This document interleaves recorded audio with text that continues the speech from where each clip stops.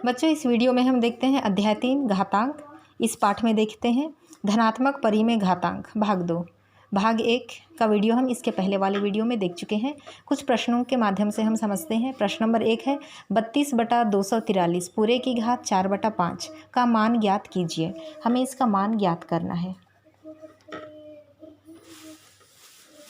32/243 घात 4/5 है। इसे हम क्या लिख सकते हैं ये देखते हैं। घात 4/5 को हम लिख सकते हैं 4 गुणित 1/5, या तो लिख सकते हैं 1/5 गुणित 4, ऐसा भी लिखा जा सकता है।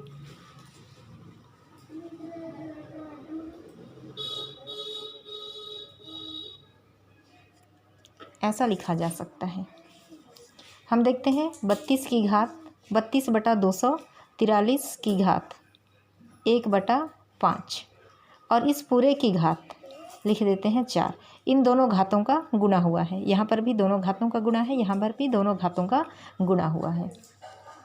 इसके पश्चात हम ये देखते हैं कि 32 को क्या लिखा जा सकता है। हम जानते हैं 32 को 2 के गुणा के रूप में लिख सकते हैं। 2 गुणित 2 गुणित 2 गुणित 2, 2 दूनी 4, 4 दूनी 8, 8 दूनी 16, दूनी 32, इतना आता है। 243 को हम लिख सकते हैं 3 गुणित 3 गुणित 3 गुणित 3 गुणित 3, 3 तिया 9, 9 तिया 27, 27 तिया 81, 81 तिया 243। इसके पश्चात हम लिख देते हैं घात 1/5 है, 1/5 और इस पूरे की घात हम लिख देते हैं 4।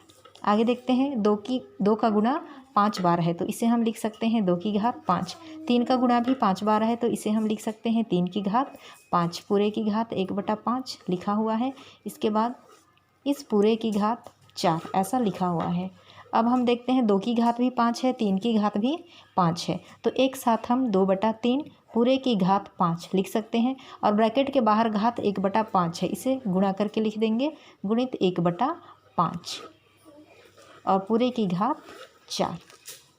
यहाँ से 5 और 5 कैंसिल हो जाता है, तो बचता है 2/3 की घात 4। यहाँ से घात 1 बचा है, 4 और 1 का गुणा हो जाता है, 4 एकम 4। 2/3 का गुणा 4 बार कर देते हैं।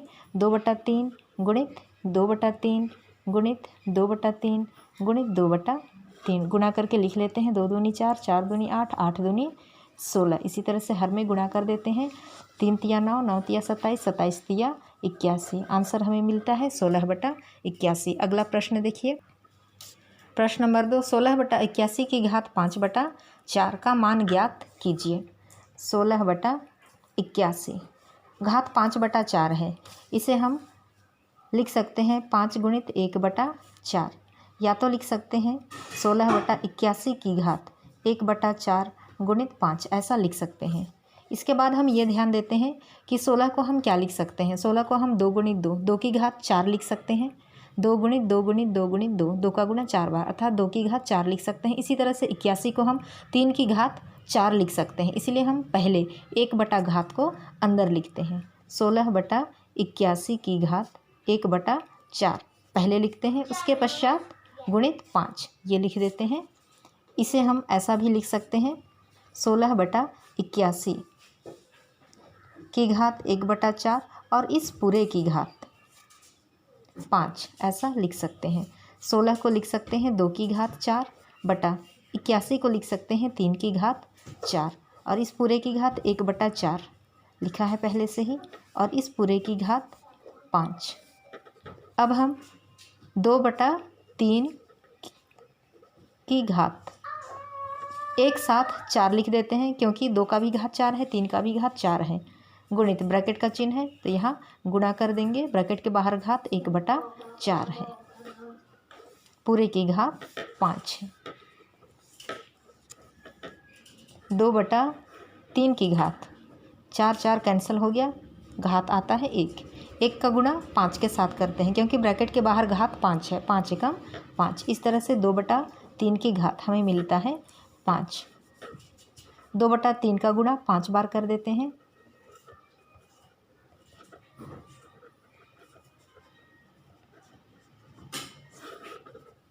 2 दूनी 4, 4 दूनी 8, 8 दूनी 16, 16 दूनी 32।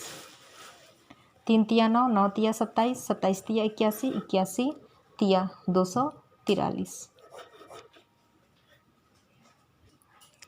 अगला प्रश्न देखिए 625/81 पूरे की घात 4/3 है। हम जानते हैं घात 4/3 को हम लिख सकते हैं 4 गुणित 1/3 या इसे लिख सकते हैं 1/3 गुणित 4। पहले हम देखते हैं 625 को क्या लिख सकते हैं। 625 को हम लिख सकते हैं 25 गुणित 25 या तो 5 का गुना 4 बार 5 की घात 4 लिख सकते हैं। और 81 को हम लिख सकते हैं 3 की घात 4 3 का गुना 4 बार करने से 81 आता है।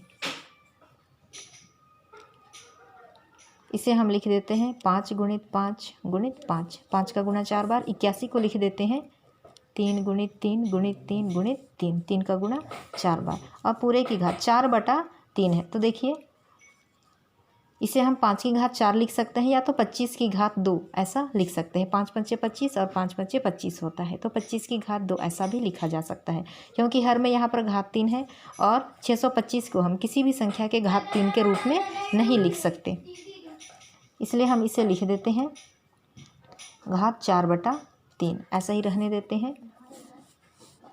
5 गुणित 5 25 है और 5 गुणित 5 25 होता है, इसलिए हम इसे लिख सकते हैं 25 गुणित 25। इसी तरह से हर में भी कर देते हैं 3 गुणित 3 9 गुणित 3 गुणित 3 9 और पूरे की घात लिख देते हैं 4/3। 25 की घात लिख देते हैं 2। इसी तरह से हर में लिखते हैं 9 की घात 2 और पूरे की घात है 4/3। 25/9